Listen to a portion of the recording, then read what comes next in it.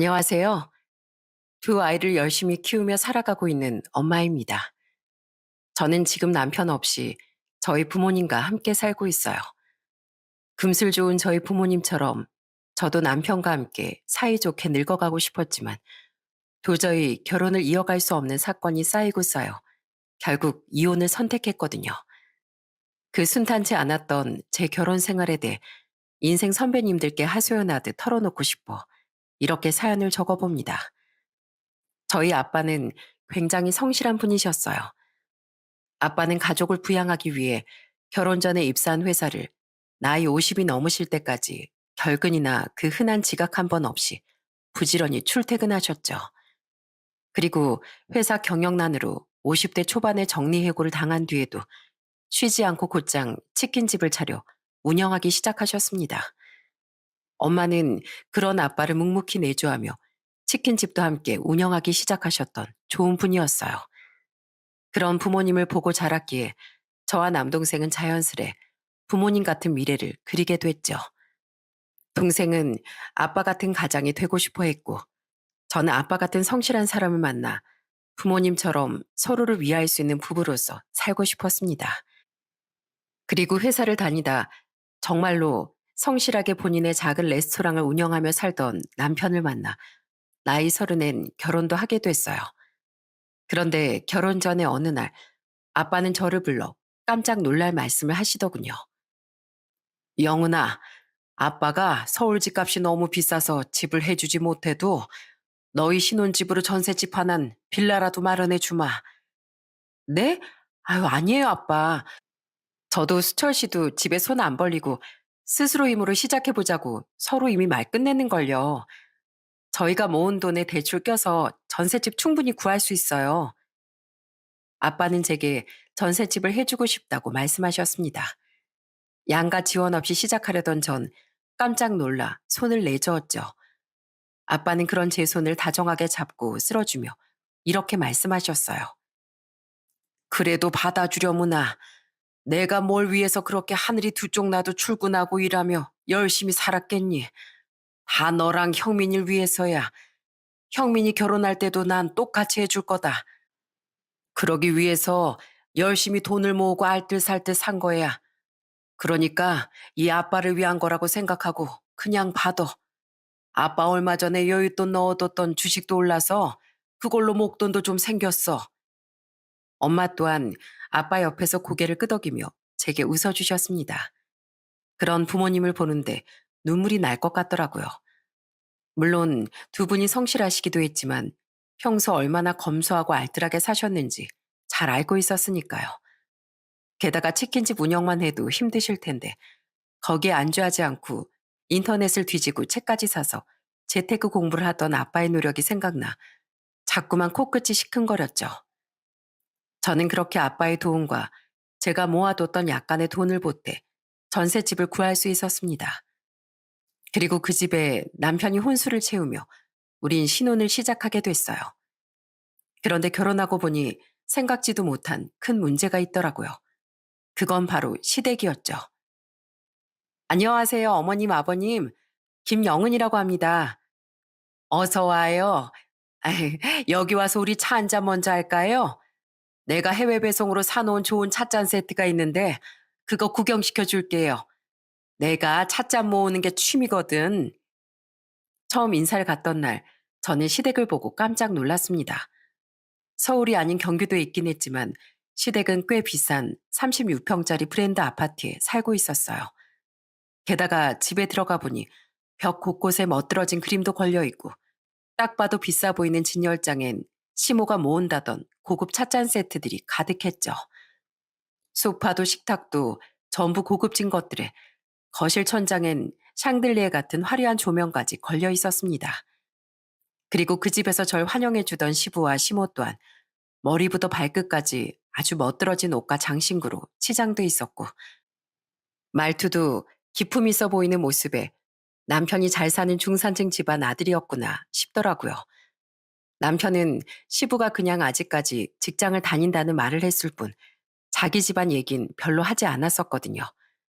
한 가지 잘 사는 집에서 왜 자식이 결혼하는데 한 푼도 보태주지 않나 싶었지만 집안마다 가풍이 다르고 부모님의 지원이 당연한 것도 아니었기에 구태여 묻진 않았죠. 시댁이 어느 정도 부유한 집안이라는 생각은 결혼 이후에도 한동안 변함이 없었습니다. 외식할 때 본 시부의 차 또한 고급차였고 심지어 시모도 따로 고급차를 몰고 다니더라고요. 게다가 시부와 시모는 항상 좋은 옷을 입고 다녔고 서울에서 각자 평범한 직장을 다니던 두 손아래 시누이도 그건 마찬가지였죠. 시댁에선 단 한 사람, 제 남편만 평범한 사람들처럼 검소한 소비를 하는 사람이었습니다. 하지만 결혼한 지 몇 달 안 돼 저는 진실을 알아버렸어요. 오빠, 나 카드값 많이 나와서 이번 달 월세가 좀 부족하거든. 오빠 요새 레스토랑 꽤 잘 된다며? 나 돈 좀 빌려주라. 결혼 후에 보니 시누이들은 툭하면 남편에게 돈을 빌려가더군요. 처음엔 그리 큰 금액도 아니고 남매끼리 그럴 수도 있지 싶어서 아무 말 하지 않았어요.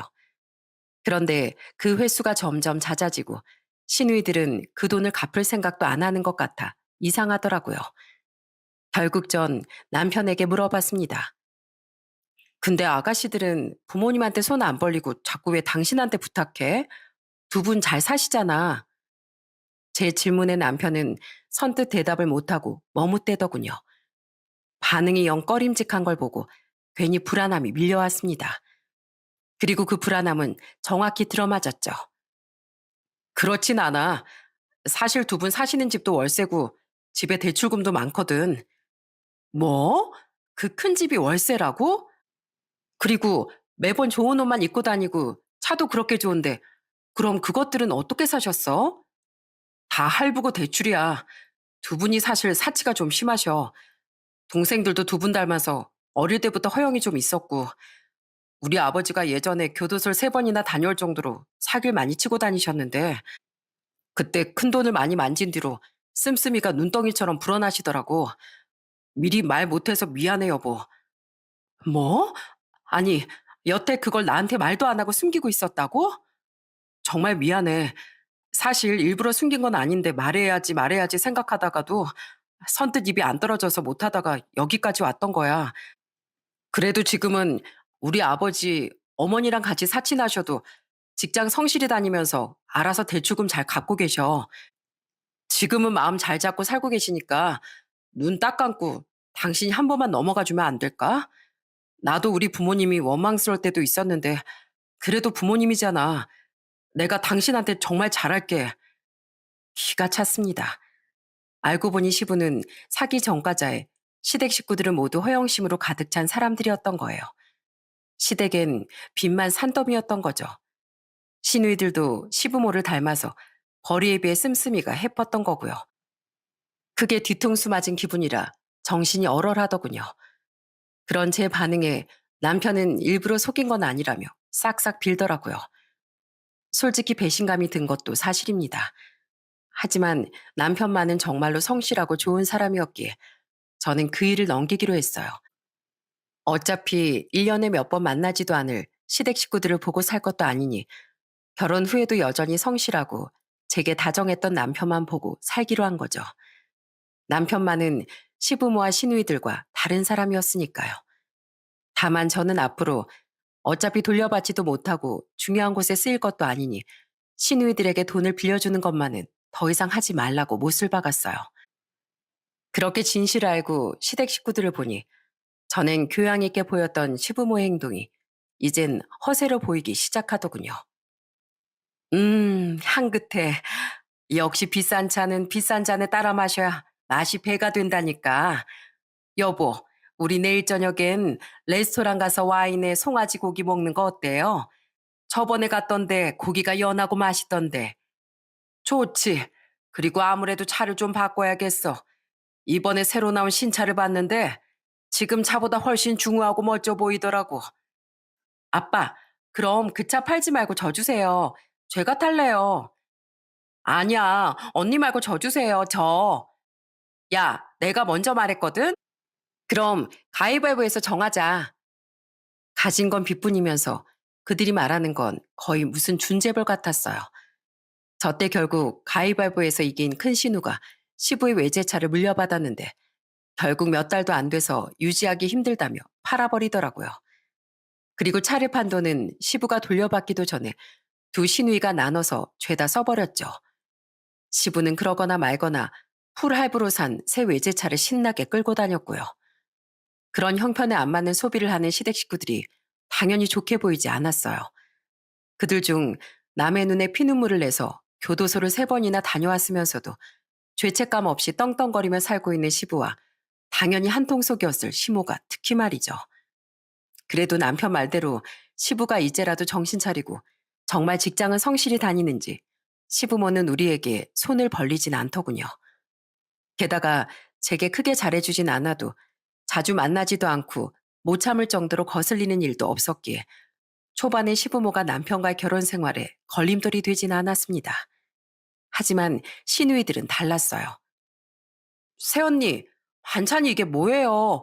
아우, 너무 짜잖아요. 간도 제대로 못 맞춰요? 집에서 음식도 제대로 못 배우고 시집 왔어요? 새언니, 좋은 가방 메고 왔네요.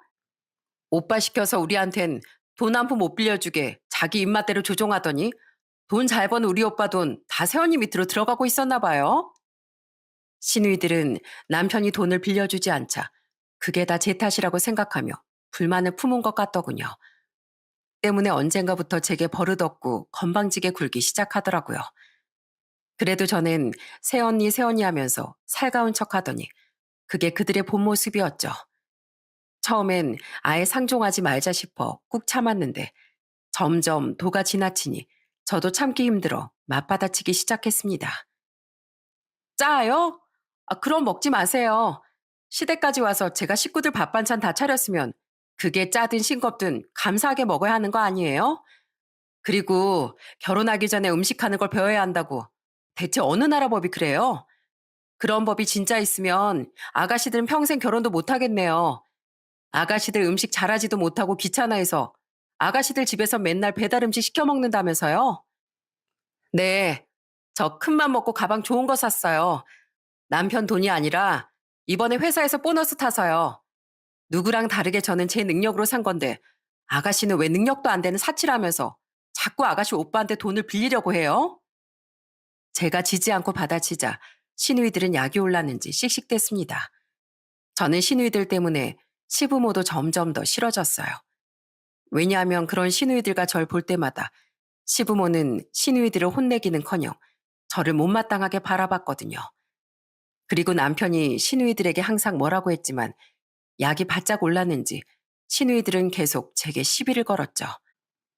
그러다 한 번은 이것들 길을 아예 확 죽여놔야겠다 싶을 정도로 시누이들이 건방지게 군 일이 있었습니다. 새언니, 좀 비켜요. 여자가 떡대만 커가지고. 아, 새언니 때문에 좁아서 지나갈 수가 없잖아요. 떡대가 크대. 하긴 언니 말대로 새언니 등치가 좀 곰 같긴 하지. 왜요, 새언니? 꼬아요? 꼬우면 뭐 어쩔 건데요? 남편 쪽 친척의 결혼식이 있던 날 결혼식 도중 시누이들은 화장실에서 거울을 보며 손을 씻고 있던 저를 일부러 치고 지나가며 또 시비를 걸더라고요.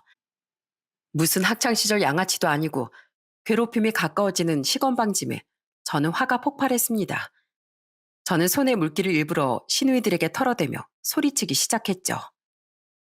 이것들이 진짜 혼나볼래? 별 시덥지 않은 것들이 좀 받아주니까 어디서 주제도 모르고 기어올라? 야, 너희 둘 다 나보다 나이도 어리잖아. 게다가 내가 니들 손윗사람인데 예의는 구정물에 밥 말아먹었냐? 뭐라고요? 어이없어. 새언니, 지금 우리한테 야라고 했어요? 우리 새언니 신우이예요. 그 어렵다는 시댁 식구라고요. 어쩌라고. 내가 왜 니들처럼 한심한 인간들을 어려워해야 하는데? 니들 내가 누군 줄 알아? 니들이 중딩 양아치처럼 유치하게 구니까 나도 눈높이 맞춰서 똑같이 말해줄게. 나 학창시절 내내 칠공주 중 하나로 살았던 사람이야. 학교를 다 휘어잡고 살았다고. 그때 만났으면 내 눈도 못 마주쳤을 찌질이들이 어디서 시자 타이틀 하나 달고 기세등등하게 굴어? 니들 계급장 떼고 나한테 주먹으로 한번 처참히 맞아볼래? 볼 쳐다봐. 눈 깔아. 확 그냥. 저는 진짜 주먹까지 쥐고 들어올리는 신용을 했어요. 그렇게 시누이들을 향해 누나를 부라리니 시누이들은 그제야 깨갱하며 기가 죽더니 도망을 가더라고요. 물론 저는 남들보다 떡대가 있는 편이긴 했지만 학창 시절에 칠공주고 뭐고 아무것도 아니었습니다. 하지만 그렇게라도 더는 시누이들이 건방지게 굴지 못하도록 만들고 싶었던 거예요. 그런데 그날 시누이들은 유치하게도 결혼식이 끝난 뒤 시모에게 그걸 다 일렀더군요. 시모는 울먹이는 시누이들을 등 뒤에 달고 씩씩대며 제게 화를 냈죠. 예, 너 우리 딸들한테 주먹질까지 하려고 했다며? 아무리 애들이 철이 없어서 너한테 못된 소리 좀 했기로써니 어떻게 시누이들한테 그런 무서운 말을 하고 주먹을 들어 올릴 수가 있니? 그건 좀 심한 거 아니야? 어머님이 그렇게 오냐오냐 하시니까 아가씨들이 저렇게 버릇이 없는 거잖아요. 시댁이고 시누이고 다 떠나서 사람이 사람한테 그렇게 못된 말만 일삼는 게 잘하는 행동인가요? 말로 해서 안 들으면 맞아서라도 된 사람이 돼야죠. 그런데 어머님도 아버님도 평소에 저한테 버릇없이 구는 아가씨들을 혼내긴커녕 도리어 받아치는 저를 못마땅하게 보시지 않았어요? 말리는 제 남편까지도요. 이게 대체 맞는 행동인가요? 저는 앞으로 그런 행동 절대 그냥 못 넘어갑니다. 제 말이 화는 나도 딱히 할 말은 없었는지 시모는 시근덕대기만 하더군요. 그러다가 결국 몸을 돌려 자기 등 뒤에 서 있던 시누이들의 등짝을 때리며 화풀이를 하더라고요. 잘한다 잘해. 괜히 시비 걸고 다니면서 지들 새언니한테 욕이나 들어먹고 다니고 내가 더 편을 들어주려고 해도 들어줄 수가 없다. 앞으로 니들 새언니한테 처맞고 다니든 말든 나한테 말하지 말고 알아서들 해. 아유 짜증나.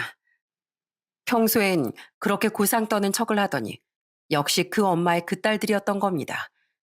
시모는 며느리인 저한테 저런 소리를 들은 게 분했는지 혼잣말로 욕설을 중얼거리며 가버리더라고요. 저는 덩그러니 자리에 앉게 된 시누이들을 팔짱을 끼고 노려봤어요. 시누이들은 제 눈치를 보더니 얼른 자기들 엄마 뒤를 따라갔죠. 그때 배탈이 나서 화장실에 오래 있다 나왔던 남편은 이야기를 모두 듣고 한숨을 푹 쉬며 자기가 미안하다고 말하더군요.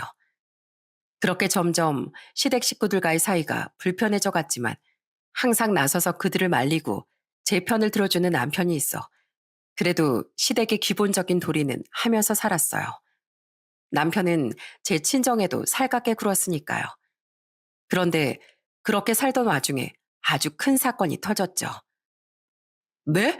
아버지가 체포돼서 끌려가셨다고요?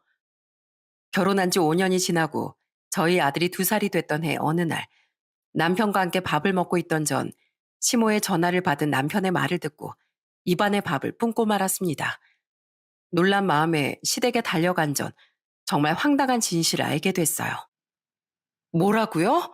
아버님이 그동안 직장을 다닌 게 아니라 다단계로 또 사기를 치고 다니셨다고요? 그럼 지금껏 또 억울한 사람들 눈에 눈물 낸 돈으로 월세도 내고 대출금도 갖고 계셨던 거예요? 어머님은 그걸 알고서도 그 돈으로 호의호식 하신 거고요? 어떻게 사람들이 그럴 수가 있어요? 시부는 그동안 직장을 다녔던 게 아니라 사기 다단계 일당의 일원이었던 거예요. 시모는 다 알고서도 방관했고요. 시부와 시모는 그렇게 수많은 피해자들의 눈물을 비웃으며 사치를 일삼고 살았던 겁니다. 그걸 저와 남편 그리고 시누이들까지 까맣게 몰랐던 거예요. 남편은 제 말을 이어 시모에게 크게 화를 내더군요. 어머니, 아버지가 그런 일을 하고 다녔으면 어머니라도 말리셨어야죠. 2번 다시 범죄 안 저지르겠다고 아버지가 저한테 약속한 거 잊으셨어요? 그런데 어떻게 아버지를 말리긴커녕 아버지가 그렇게 번 돈으로 사치를 일삼으실 수가 있어요? 그래도 한 번뿐인 인생인데 나도 좀 폼나게 살면 안 되니? 그리고 어떻게 세상에 정직한 직업만 있어? 네 아버지 같은 사람도 있어야 세상의 균형이 맞는 거지. 네 아버지가 쥐꼬리만 월급 받고 살았어 봐라.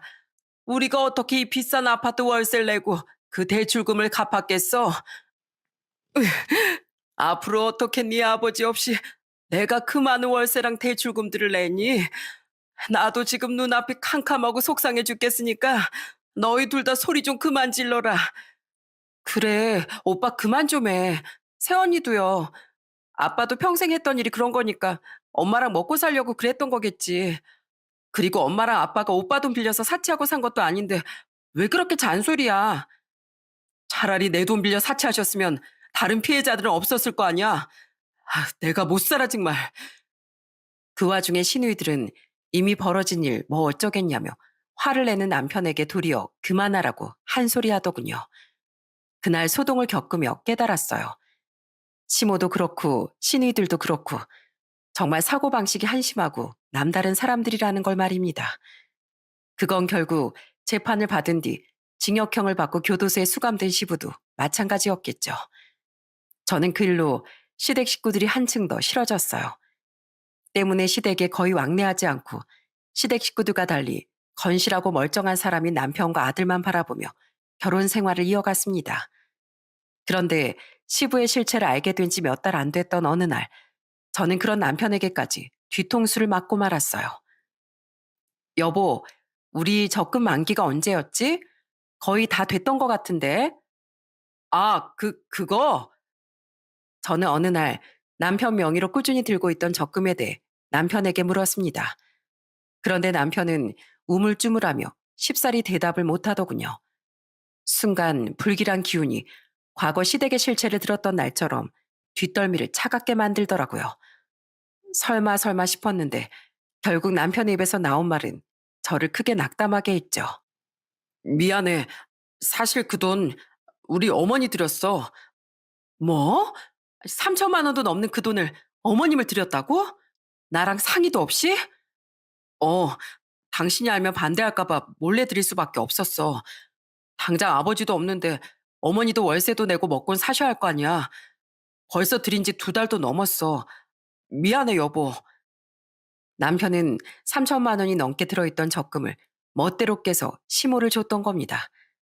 분명히 제가 시모가 사치를 그만두고 자기 손으로 돈이라도 벌려고 노력하지 않으면 절대 돕지 말라고 말했었는데 제 말을 깡그리 무시하고 말이죠. 유일하게 멀쩡한 사람이라고 생각했던 남편까지 제 뒤통수를 치니 정말 충격적이더군요. 진짜 미쳤구나. 왜 어머님 본인은 나가서 일을 할 생각도 안 하는데 분명 또 사치하는 데 쓸 그 돈을 당신이 왜 줘? 그것도 나한테 한마디 상의도 없이. 내가 그 돈을 얼마나 아끼면서 모았는데. 아니, 어머니 집 월세도 비싸고 어떻게 어머니가 씀씀이도 하루아침에 줄이겠어. 그래도 내가 자식이잖아. 자식이면 잘못된 어머님 행동을 바로잡아드릴 생각을 해야지. 깨진 독에 물을 부어주면 어떡해? 형편에 안 맞는 비싼 월세 내면서 못 살 것 같으면 집에 있는 명품이니 뭐니 다 팔아서 월세를 내던가. 아니면 이사를 가셔야 하는 거 아니야? 나가서 일을 하시던가.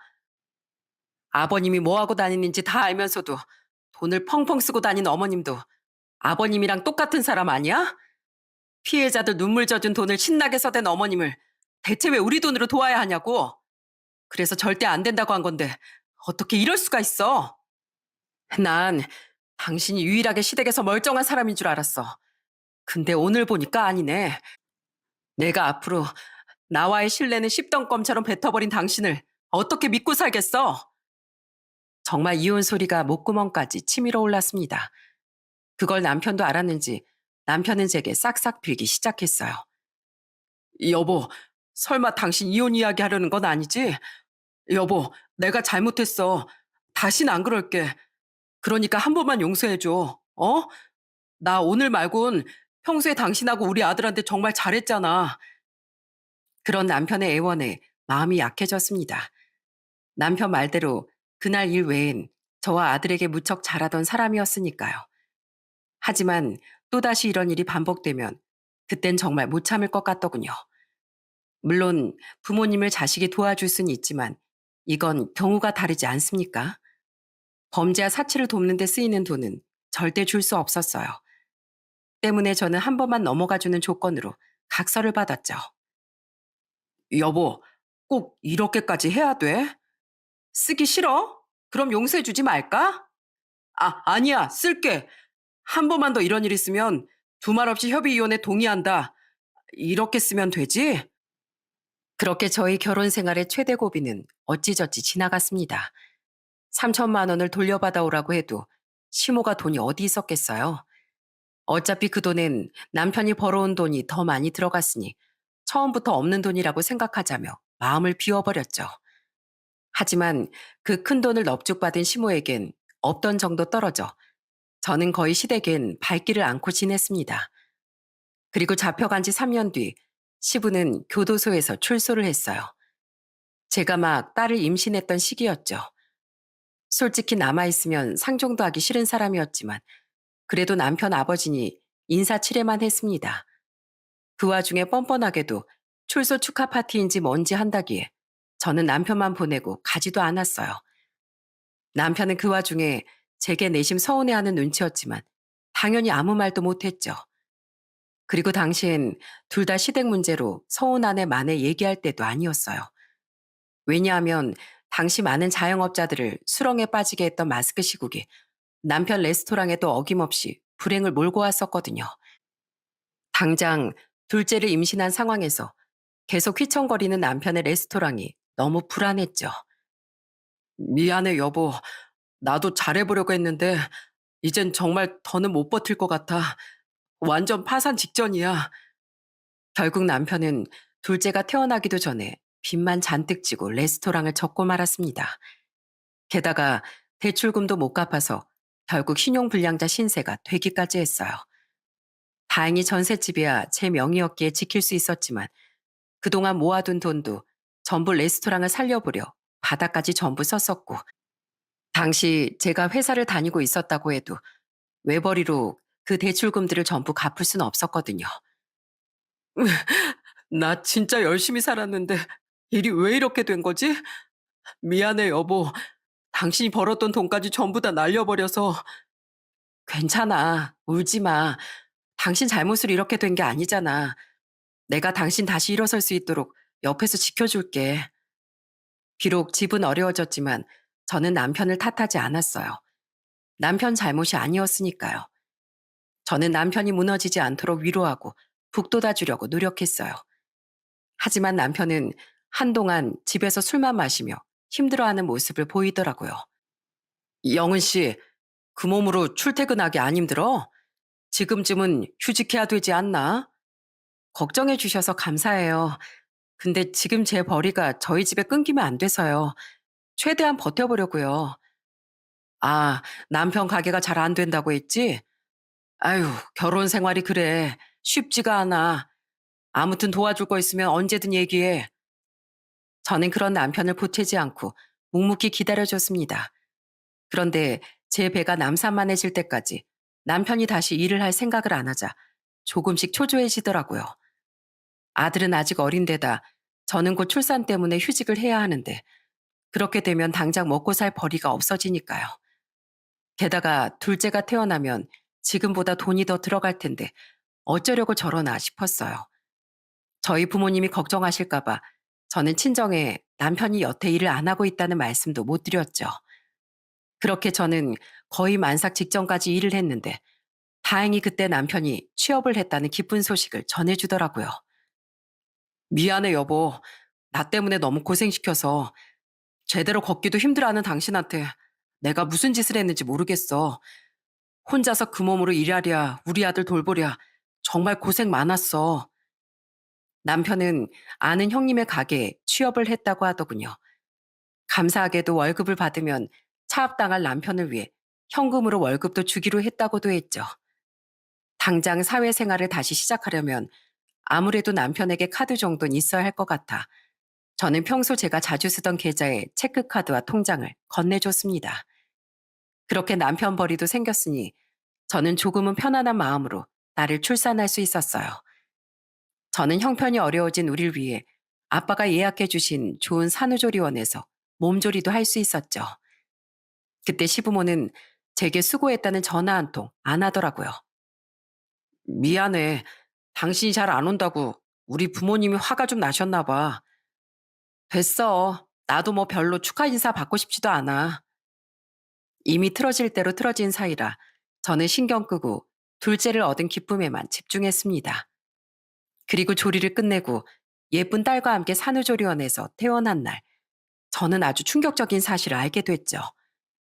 집에 돌아와 짐을 정리하고 난 뒤 남편은 씻으러 화장실로 들어갔어요. 그런데 얼마 뒤 친정 아빠에게서 전화가 오더군요. 영은아, 집에 잘 갔니? 아빠가 일하느라 못 가봐서 미안하다. 엄마도 미안하다고 전해달래.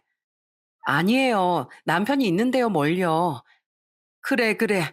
그래도 우리 든든한 안서방이 있으니까 안심이야. 아, 맞다. 아빠가 보내준 1,000만 원 잘 받았지? 네? 1,000만 원이요? 몰랐어? 아빠가 저번에 너한테 전화했는데 안 받아서 안서방한테 전화해서 네 계좌번호 물어봤었어.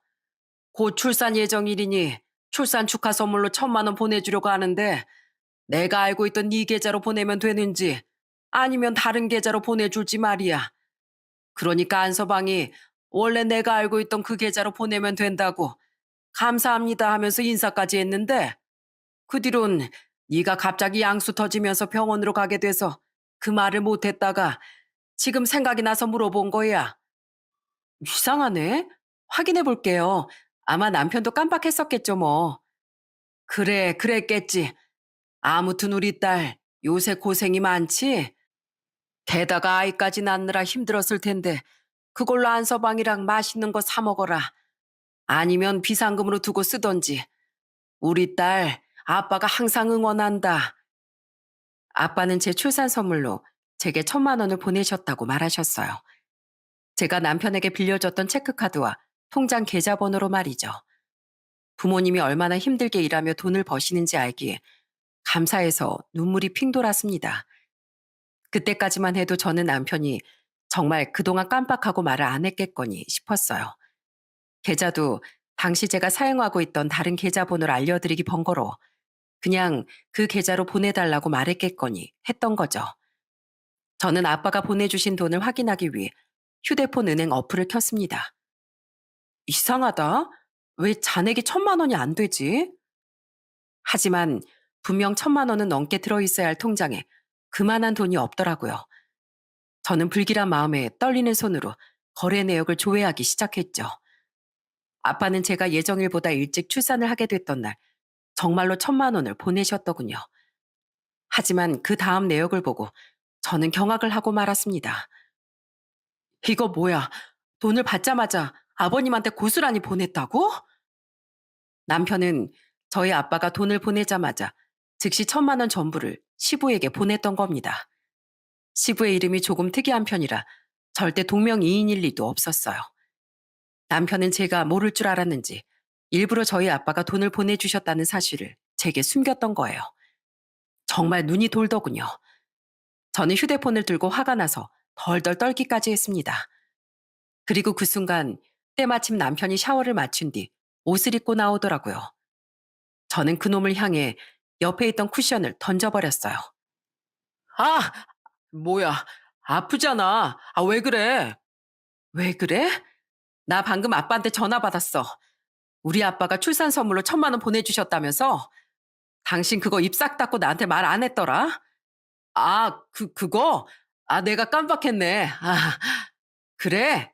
그럼 지금이라도 당장 그거 현찰로 뽑아서 나한테 당장 가지고 와. 어? 지금? 에이, 나중에 가져올게. 나중에 언제? 그래, 당연히 지금은 못 가져오겠지. 왜냐하면 받자마자 나한테 말도 없이 당신 그 범죄자 아버지한테 보내줬으니까. 내가 방금 은행 어플 켜서 다 확인했거든? 어디서 발뺌질이야? 남편은 끝까지 제게 오리발을 내밀어 들더군요. 기가 차서 저는 그런 남편에게 어디서 발뺌을 하냐고 버럭 소리쳤습니다. 그제야 남편은 화들짝 놀라며 제게 싹싹 빌기 시작했어요. 여보, 화내지 말고 우선 내 말 좀 들어봐. 어? 내가 잘못했어. 말? 무슨 말? 어떻게 우리 부모님이 피땀 흘려서 열심히 번 돈을 손주 낳은 딸을 위해 보내주신 우리 부모님 돈을 나도 모르게 당신 아버지한테 보내? 대체 무슨 생각을 하면 그런 짓을 할 수가 있어? 그게 그동안 당신한테 말은 못했지만 우리 아버지 출소하고 나서 많이 힘들어하셨어. 일은 안 하니까 들어올 돈은 없지. 내가 전에 어머니한테 드렸던 돈도 이미 거덜난 상태지. 그 와중에 집에 아직 남은 대출금도 많고 아버지 피해자들한테 민사소송도 걸려서 그 돈도 다 토해내야 하셨단 말이야. 근데 난 자식이잖아. 그래도 부모님인데 아버지 빚은 자식이 갚을 수 있게 도와드려야 하는 거 아니야? 당장 대출이라도 받아서 도와드리고 싶었는데 난 신용 불량자라서 그럴 수도 없고 답답하던 차에 장인어른이 돈을 보내주셨던 거야. 여보, 기왕 당신 이렇게 알게 된 거 혹시 우리 전세 보증금 빼고 월세로 돌려서 우리 부모님 좀 도와주면 안 될까? 나 우리 부모님 너무 불쌍해. 그걸 핑계라고 되니? 당신 부모는 사기 말고 나가서 막노동이라도 뛰면 몸에 병이라도 난대? 게다가 다른 돈도 아니고 어떻게 우리 아빠 돈을 당신 아버지한테 줘? 그리고 미쳤니? 우리 아빠가 힘들게 마련해준 전세금까지 빼서 당신 부모를 돕자고? 당신 진짜 큰일 날 사람이다. 됐고, 당장 이혼해. 난 당신 부모 하나도 안 불쌍하고, 이젠 아주 당신 식구들이라면 정말 지긋지긋해. 근데 당신까지 그렇게 한통속이 되면 더는 당신이랑도 못 살아. 난 당신하고 애들 데리고 이혼할 거니까 당신은 평생 당신 부모 빚 갚으면서 살아. 여보, 어떻게 고작 돈 1,000만 원에 나한테 이혼 얘기까지 해. 우리 둘째도 이제 막 태어났잖아. 어떻게 그 상황에 가정을 깨? 가정을 깬 건 내가 아니라 당신이야. 당신은 고작 1,000만 원이 아니라 나와의 약속을 저버린 거야. 나랑 상의도 없이 그것도 우리 아빠 돈을 사기꾼인 너희 아빠한테 보낸 거. 당신은 당신 말대로 고작 1,000만 원으로 직접 날 배신한 거야. 예전에 우리 각서 썼던 거 기억하지? 당신은 내가 모를 줄 알고 2번 다시 나 몰래 당신 부모한테 돈 주지 않겠다는 약속을 어긴 모양인데 천만의 말씀 만만의 콩떡이야. 당신도 결국 거짓투성인 당신 부모랑 똑같아. 당신은 거짓말로 나랑 애들을 잃게 된 거야. 그러니까 당장 짐 싸서 당신이 그렇게 위하는 당신 부모 집 가서 살아. 우리 아빠가 마련해준 이 집에서 당장 나가라고. 눈 가리고 아웅도 따로 있지. 어떻게 그걸 걸리지 않을 거라고 생각했을까요? 남편은 자기가 정말 잘못했다며 무릎 꿇고 제 다리를 붙잡으며 울더라고요. 하지만 저는 더 이상 남편과 결혼 생활을 지속할 자신이 없었습니다.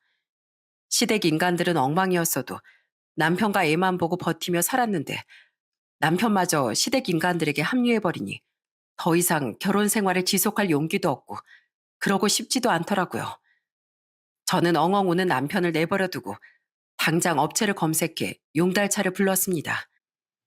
2시간 뒤면 오실 수 있다니까 짐 싸서 좋은 말 할 때 당신 부모 집 가. 당신 손으로 직접 쓴 각서까지 있으니까 당신도 더는 할 말 없을 거야. 결국 남편은 자포자기를 한 뒤 짐을 싸서 용달차를 타고 시댁으로 떠날 수밖에 없었습니다. 물론 가족에게 잘했던 사람이라 그렇게 남편을 보내며 한편으론 저도 가슴이 아팠어요. 하지만 그만큼 배신감도 컸죠. 무엇보다 이번에 또 그냥 넘어가면 남편은 계속해서 제게 거짓말을 하며 시댁을 도와줄 것 같더라고요. 아까 대출이라도 받고 싶었다는 것과 전세금까지 빼서 시댁을 돕자던 남편의 말에 이 사람은 범죄자 부모를 위해 결국 자신의 가정을 불행하게 만들 사람이라고 판단한 거죠. 이후 저는 어차피 아시게 될 일이니 아빠에게 전화해 솔직하게 모든 사태를 설명드렸어요. 뭐라고? 그래서 너 지금 애들이랑 셋이 있단 말이야? 기다리거라. 아빠가 엄마랑 당장 갈 테니까. 아니에요, 아빠. 장사하셔야죠. 소란 때문에 아까 주혁이랑 봄이가 놀라서 많이 울긴 했는데 이젠 괜찮아요. 그래도 이제 막 몸푼 애가 혼자서 애들을 계속 어떻게 돌봐. 곧 가마. 그날 부모님은 가게 문까지 닫고 혼자 신생아 딸을 돌보며 6살 아들까지 챙겨야 했던 저를 돕기 위해 저희 집으로 오셨습니다. 그리곤 대차게 남편을 쫓아내긴 했어도 크게 심란해하던 저를 안고 위로해 주셨죠. 안서방 그놈, 집안은 그래도 그놈만은 멀쩡한 놈인 줄 알았는데 정말 실망이구나. 됐다. 차라리 돈 1,000만 원으로 네 사람 아닌 그놈 걸러낼 수 있었다고 생각하자. 그렇게 인생 공부했으니 앞으로 너만 애들이랑 잘 살면 되는 거야. 따뜻한 아빠의 말에 눈물이 나왔습니다. 이후 감사하게도 한동안 저희 엄만 아빠보다 일찍 퇴근을 하며 저희 애들과 아직 몸 회복이 덜 된 저를 돌봐주러 오셨죠. 그런데 이혼을 결심한 사실을 알고 깔끔히 그놈을 머릿속에서 지워버린 저희 부모님과 달리 시댁은 끝까지 마무리를 더럽게 하더군요. 남편을 시댁으로 보내버린 다음 날 혼자서 애들을 보고 있는데 시모에게 전화가 오더라고요. 받지 않을까 하다가 그래도 어른이니 마지막 인사는 하고 차단하자 싶어 저는 그 전화를 받았습니다. 그런데 시모는 제가 무슨 말을 하기도 전에 아주 발작을 하더라고요. 예, 너 어디서 감히 남편을 심사해서 쫓아내니? 자식이 돼서 부모가 힘들면 좀 도울 수도 있는 거지. 예전에 수철이가 나한테 3천만 원 줬을 때도 그렇고 넌 내가 어쩜 그렇게 자기밖에 몰라? 너한테 효심이라는 것도 없어? 우리가 한 번만 봐줄 테니까 얼른 수철이 다시 집으로 불러들여라. 아직 이혼 도장도 안 찍었잖아. 효심이 있으니까 이혼하는 거예요, 어머님. 자식 위해서 그렇게 큰 돈을 보낸 저희 아빠 마음을 깡그리 짓뭉개버린 사람하곤 더는 못 사니까요. 제가 스스로를 고통스럽게 하면서 참고 사는 걸 아마 저희 부모님은 더 가슴 아파하실 거예요. 그리고 어머님 아들이 돈 퍼주는 일이 효도라고 생각하세요? 아니요. 어머님 아버님은 절대 인정 못 하시겠지만 그건 효도가 아니에요. 돈을 주는 건 아직도 정신 못 차린 두 분을 오히려 망치는 길이니까요. 애들 아빠가 아직까지 저한테 밀어 못 버리고 버티고 있는데 그거 쓸데없는 시간 끌기라고 꼭 전해주세요. 그리고 저 앞으로는 어머님뿐 아니라 다른 사람들 전화 모두 안 받을 테니까 전화도 하지 마시고요. 그럼 끊겠습니다. 며칠 뒤 남편은 결국 눈물을 흘리며 저와 협의 이혼을 해야 했어요. 신용도 엉망이고 혼자서 애들을 키울 상황도 안 되니 당연히 양육권은 포기해야 했죠. 게다가 그동안 시댁의 멋대로 줬던 돈과 사업이 망하며 말아먹은 재산 때문에 남편은 빈몸으로 이혼을 할 수밖에 없었습니다. 물론 제 수중에도 크게 남은 돈은 없었지만 그토록 열심히 살았던 남편은 결국 자기 부모를 챙기려다 돈도 가정도 전부 잃었던 거예요. 안타깝긴 하지만 저도 남편을 위해 최선을 다하며 할 만큼 하고 살았으니 깔끔하게 돌아설 수 있었던 거죠. 그 뒤 저는 전셋집을 빼고 아이들과 친정으로 들어갔습니다. 혼자서 어떻게든 아이들과 셋이 살아보려 했지만 부모님이 저를 너무 많이 걱정하셨거든요. 이렇게 다 커서까지 두 분께 신세를 져서 죄송해요. 신세는 무슨, 서로 힘들 때 돕고 위로하는 게 가족이지. 나랑 네 엄만 오히려 딸인 너도 손주들도 맨날 봐서 너무 좋다. 영은아, 인생은 한 번뿐이야. 그러니까 과거 일 때문에 주눅들어 있기보단 다가올 미래를 생각하고 힘차게 나아가야 한다. 알았지? 두 분은 치킨집을 운영하며 저희 아이들의 육아도 많이 도와주셨습니다. 가끔 놀러 오던 남동생 부부도 저를 많이 위로해줬죠. 그런 가족들의 보살핌 덕에 저는 열심히 기운을 차려 아이들을 어린이집에 보내며 다시 복직도 하고 잘 살아갈 수 있었어요. 그렇게 3년간 전 남편 소식은 모른 채 씩씩하게 살다가 얼마 전 저는 처음으로 전 남편의 전화를 받게 됐습니다.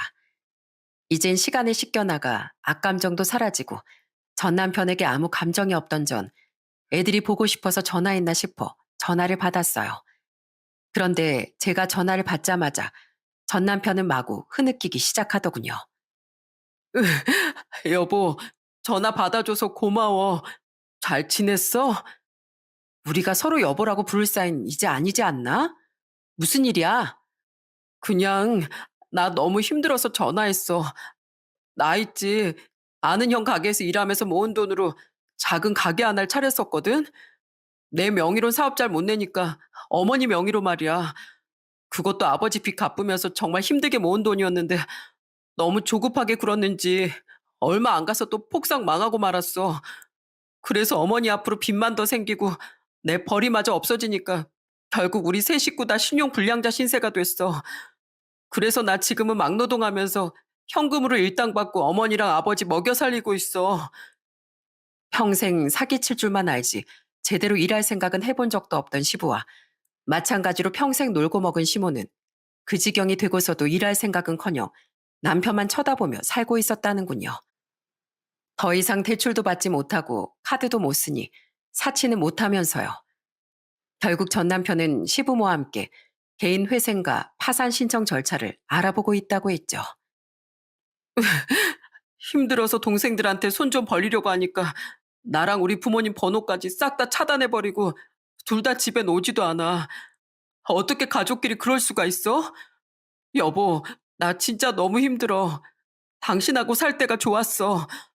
여보, 나 애들도 너무 보고 싶은데 나 좀 다시 받아주면 안 될까? 나 이젠 정말로 우리 부모님한테 돈 안 줄게. 싫어.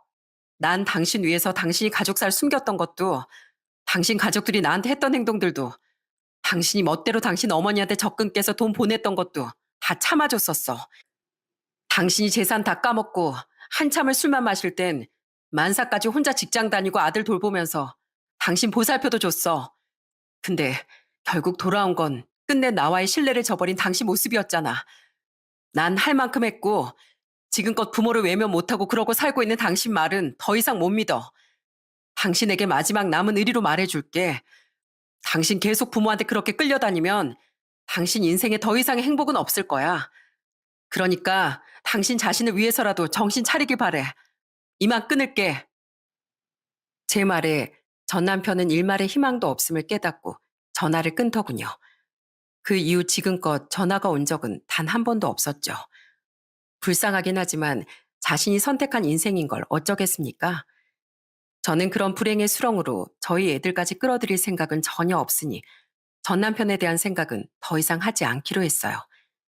생각해보면 열심히 산 전 남편은 그렇다 치더라도 평생 남의 피눈물 빨아먹고 산 시부와 시모 같은 사람들에게까지 국가에서 돈을 왜 도와주는지 모르겠습니다. 정말로 돈이 간절한 선량한 서민들에게 돌아가야 할 좋은 혜택이 말이죠. 물론 아직은 알아보는 단계라지만 가능한 일이니 개인 회생이든 파산 신청이든 하려고 하는 거 아니겠어요? 부디 세상이 더 공평해져서 사기치고 남에게 피해주며 사는 시부모 같은 사람들이 아니라 정직하게 노력하며 선량하게 사는 사람들이 정당한 혜택을 누리고 그로 인해 더욱 배부르고 떵떵거리면서 살 수 있는 미래가 꼭 왔으면 좋겠습니다. 비록 오래도록 믿고 의지하며 살고 싶었던 남편이란 존재는 더는 제 옆에 없지만 항상 딸인 저를 믿고 지지해주는 부모님과 동생 부부가 있어 저는 여전히 마음이 든든해요. 저는 그런 가족들에게 항상 감사하며 어린 저희 아들과 딸을 열심히 키우는 워킹맘으로 성실하게 살아갈 생각입니다.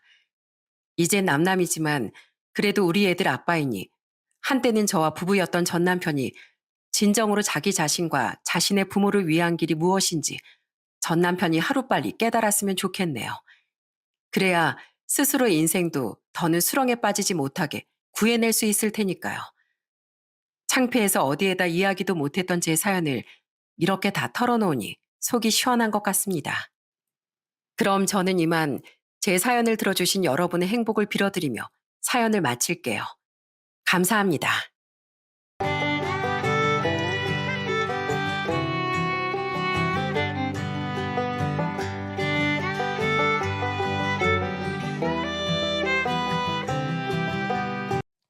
안녕하세요.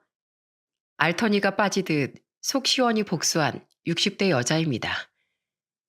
저에겐 외동딸 하나가 있습니다.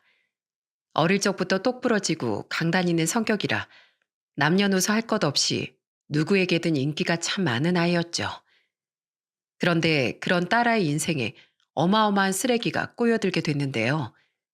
아직도 그놈만 생각하면 우리 딸이 고생한 게 생각나 자다가도 피눈물이 흐를 지경이랍니다. 그놈이 어떤 사람이었고 또 저희 가족이 어떻게 통쾌한 복수를 했는지 지금부터 이야기를 한번 해볼까 합니다. 저는 어릴 적 찢어지게 가난한 딸로 태어났습니다.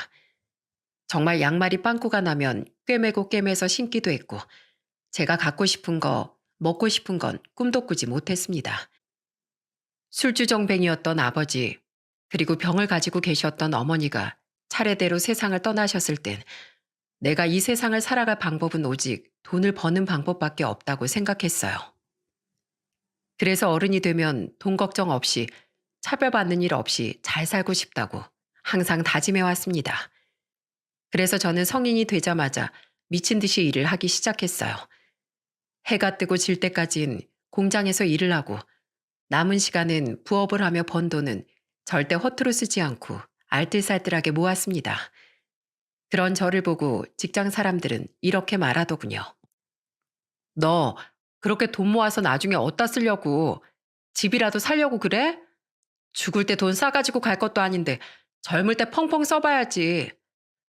돈을 신나게 쓸 수 있는 건 지금뿐이라며 젊음을 즐기라던 직장 사람들의 말을 듣는 둥 마는 둥 한 채 저는 꿋꿋이 돈을 쓰지 않고 모았습니다. 월세 나가는 것 외엔 따로 지출되는 돈도 거의 없었죠. 그렇게 친구도 거의 만나지 않고 돈을 모으면서 살다 27이 되던 해 지금의 남편을 만나게 됐습니다. 공무원이던 남편은 저의 검소하고 야무진 모습이 마음에 든다며 만난 지 1년도 안 돼 저와 함께하면 미래가 행복할 것 같다며 청혼을 하더군요. 그런데 선뜻 받아들여지지가 않는 겁니다. 그래서 말했어요.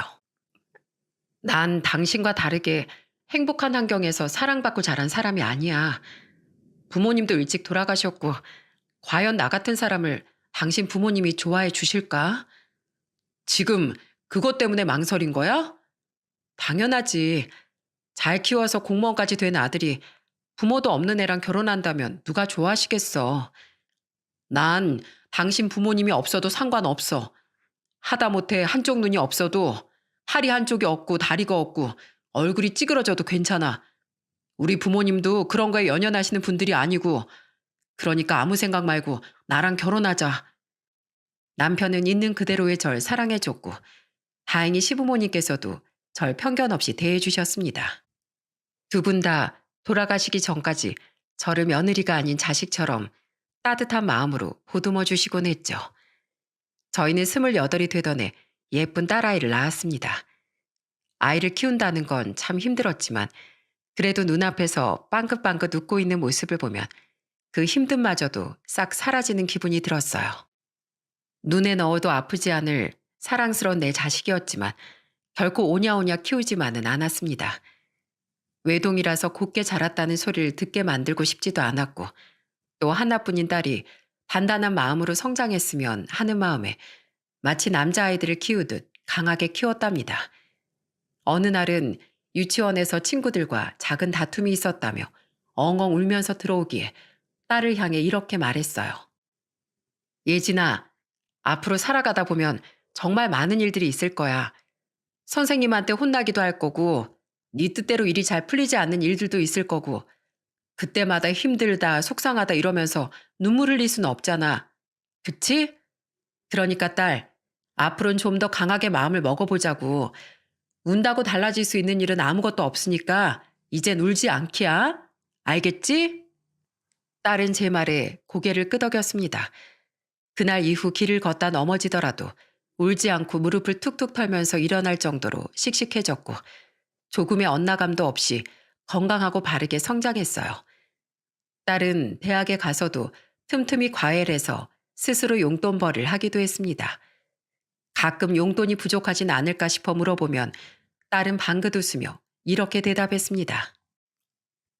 과외하면서 버는 걸로 밥 사 먹고 살 거 사고 놀 거 다 놀아도 한 달 용돈 남으니까 돈 모자랄 걱정은 안 해도 돼, 엄마.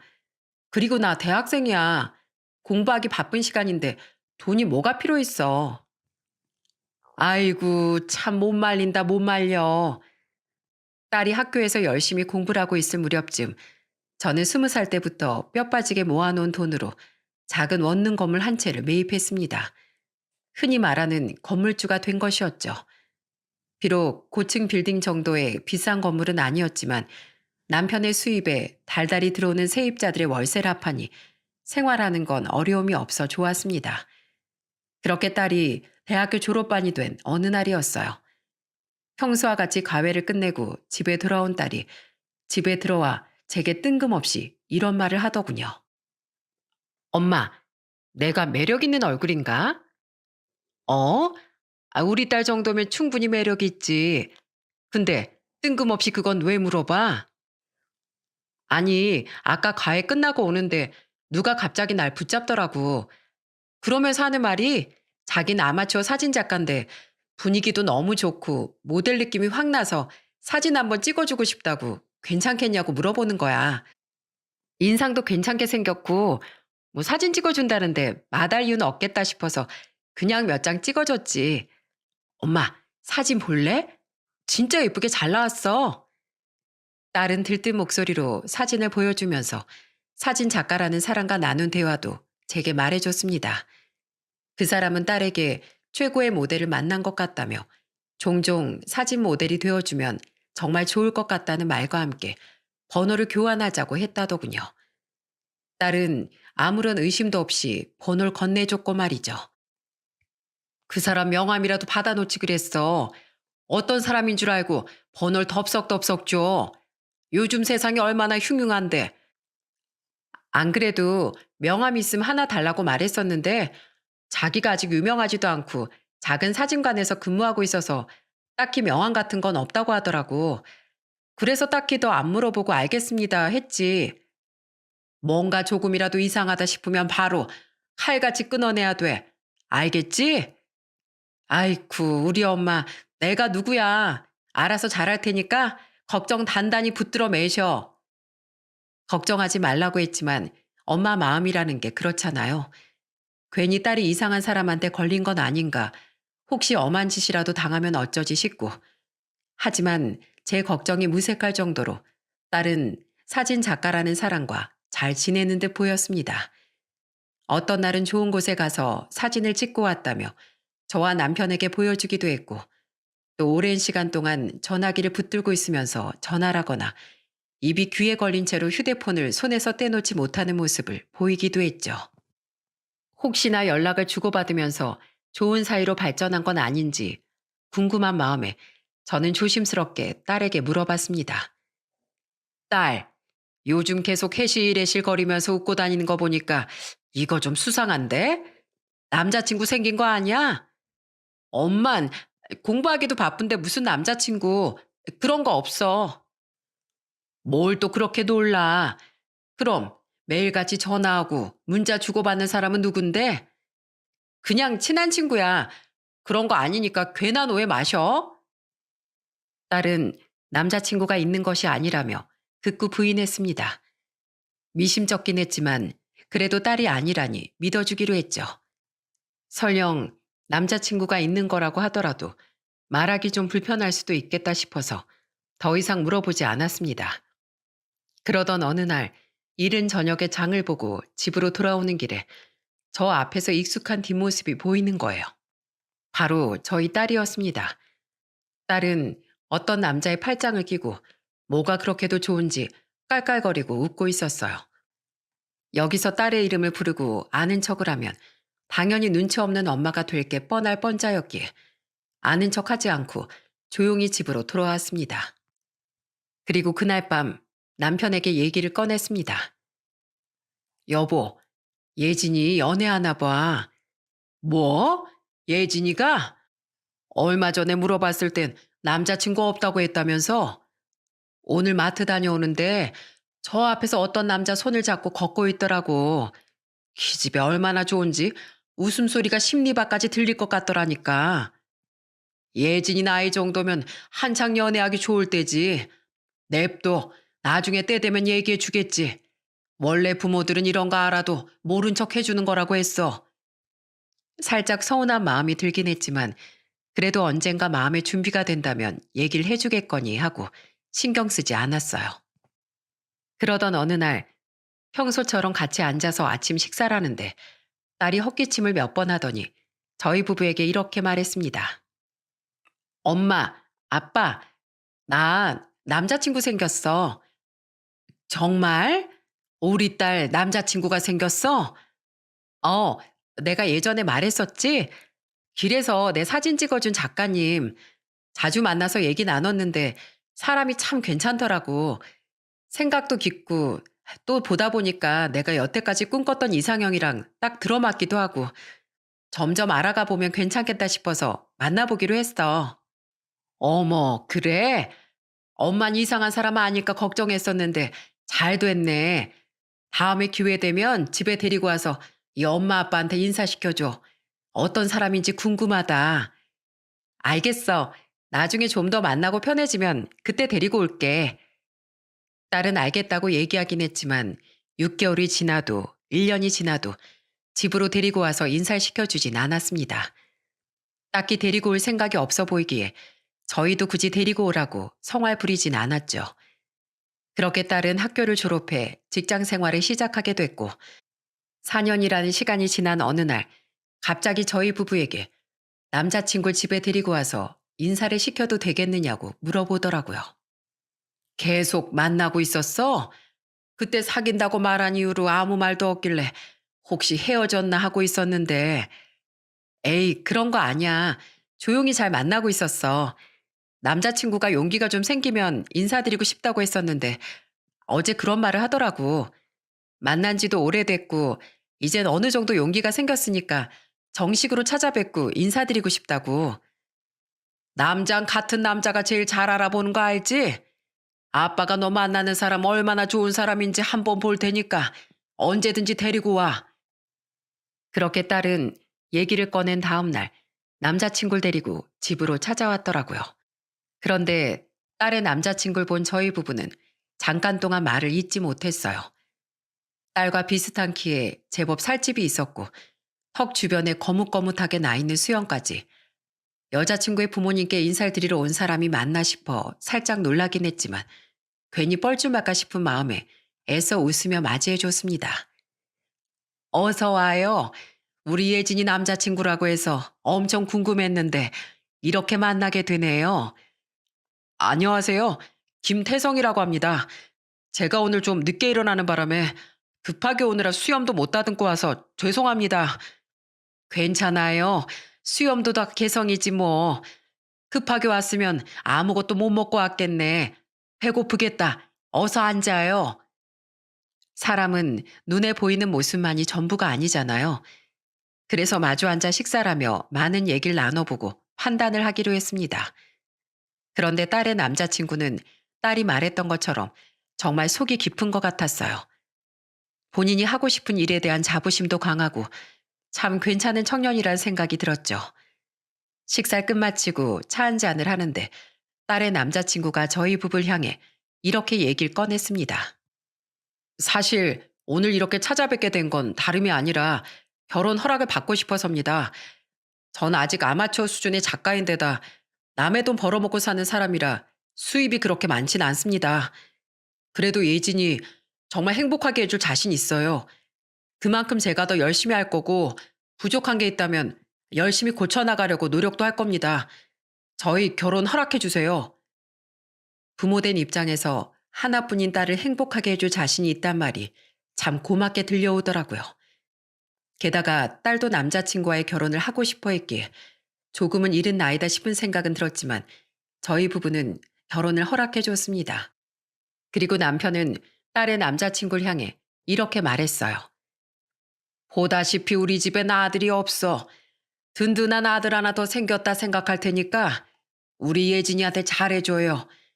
하나밖에 없는 딸내미라서 버릇없다 소리 안 듣게 하려고 좀 강하게 키우긴 했어도 금지오격 키웠으니까. 네, 아버님. 아니, 장인어른, 걱정하지 마십시오. 제가 예진이 세상에서 제일 행복한 여자로 만들겠습니다. 사위는 처음 장가를 왔을 때만 해도 저희 부부에게 정말 잘했습니다. 명절 때면 전날에 도착해 장인어른 장모님 사위 왔습니다 하고 선물 세트를 하나를 안고 찾아오기도 했고 명절 음식 준비를 돕겠다며 앞치마를 걸치고 두 팔을 걷어붙이기도 했어요. 아유, 자네가 무슨 음식을 안다고 그래. 먼 길 오느라고 피곤했을 텐데 저기 거실에 가서 예진이랑 텔레비전이나 보고 있어. 장모님, 저 생각보다 음식 엄청 잘합니다. 당신이 대답해봐. 나 음식 잘하지? 집에서 요리도 거의 내가 하잖아. 맞아, 엄마. 김서방 음식 나보다 잘해. 요리 실력이 장난 아니야.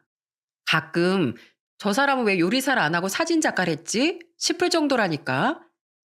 그렇게 음식을 잘해? 그럼 어디 한번 김서방 솜씨 한번 볼까?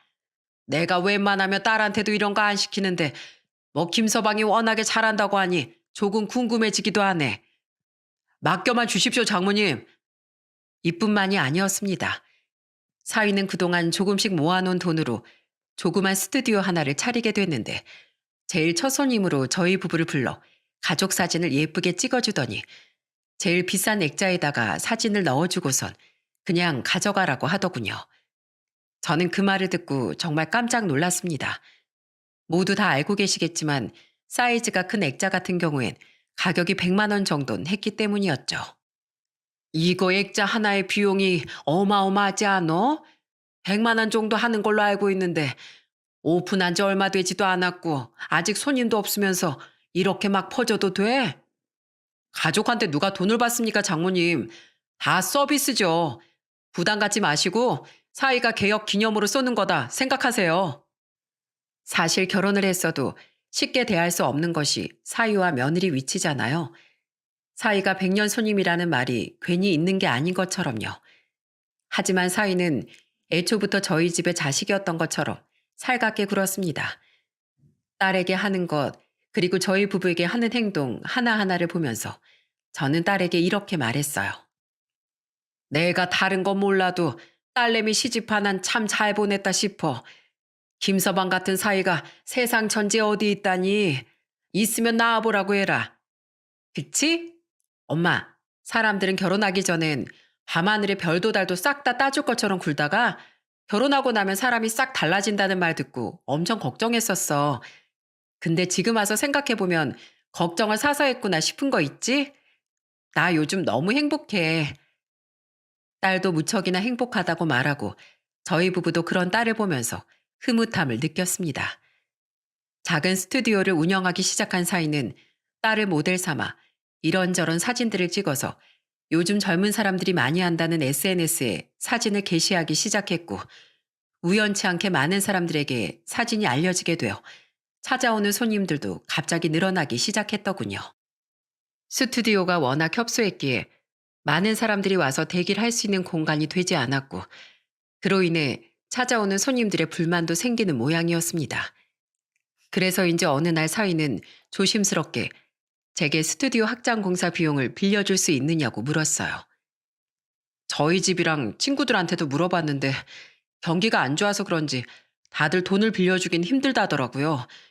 요즘은 대출도 다 막혀 있어서 받기가 힘들다고 하고 물 들어올 때 노젓는 게 제일 좋다고 해서 한번 해보려고 하는데 조금이라도 도와주시면 제대로 돈 벌어서 장모님이 빌려주신 돈 10배, 아니 100배로 갚겠습니다. 얼마 정도를 빌려주면 되는데 인테리어 비용까지 한 4천만 원 정도면 충분할 것 같습니다. 그래, 알겠어. 내가 빌려줄게. 뭐 10배로 갚니 100배로 갚니 그럴 필요는 없어. 이왕 입소문 탄 거 한번 제대로 해보게. 자네 말대로 물 들어올 때 힘차게 놓쳐야지. 안 그래? 사위사랑은 장모라더니 그 말이 딱 맞네요. 감사합니다, 장모님. 제가 이 은행 평생 관장 뚜껑 열고 들어갈 때까지 기억하면서 살겠습니다. 제가 정말 잘할게요, 장모님. 감사합니다. 정말 감사합니다. 다행히 여윳돈이 조금 있는 상황이었기에 저는 선뜻 사위에게 그 돈을 빌려줬습니다. 젊은 사람이 제대로 해보고자 하는 의지를 보이는데 돈 때문에 하지 못하고 고민을 하고 있다는 게 마음 쓰이기도 했고 또 가족이니 그 정도는 충분히 해줄 수 있겠다는 생각이 들더라고요. 그리고 돈을 빌려준 그날 밤 딸에게서 전화가 걸려왔습니다. 엄마, 김서방한테 스튜디오 확장 비용 빌려줬다면서? 고마워. 너무 갑자기 물어봐서 엄마도 많이 당황했지? 당황은 무슨. 엄마도 마침 여윳돈이 조금 있어서 빌려줄 수 있었어. 그리고 니네도 많이 난감했을 거 아니야. 갑자기 그렇게 손님이 많아질 줄 상상이나 했겠어? 그렇긴 해. 어떻게 알려지게 된 건지 다시 생각해도 신기하다니까. 이제 나도 스튜디오에 있으면서 옆에서 많이 도와주고 김서방 혼자 계속 카메라 들고 사진 찍고 하는 건 힘들 것 같아서 사람 한 명 더 쓰기로 했어. 너도 스튜디오에서 일하게? 회사는? 우리 회사 지난주 금요일에 문 닫았어. 입사했을 때부터 경영난이다 뭐다 해서 살짝 휘청거리긴 했는데 결국 극복 못하고 이렇게 돼버리더라고. 차라리 다행이다 싶었지. 김서방 옆에서 뭐라도 도와줄 수 있으니까. 그래도 둘 다 너무 무리하지 말고 쉬엄쉬엄 쉬어가면서 일해. 나중에 공사 다 되면 말해줘. 화분 하나 보내줄 테니까. 알겠어, 엄마. 고마워요. 그렇게 사위는 무사히 스튜디오 공사를 끝냈고 장모님 덕분에 예쁘게 공사가 마무리될 수 있었고 또 좋은 직원까지 구할 수 있었다며 감사 인사를 해왔어요. 하지만 그 이후부터 이상할이 많지 딸 사이와 연락이 잘 닿지 않았습니다. 전화를 걸어도 통화 중이거나 받지 않는 경우가 많았고 문자를 보내도 답장이 오질 않거나 혹은 늦은 시간에 너무 바빠서 연락을 하지 못했다고 답장이 오곤 했어요.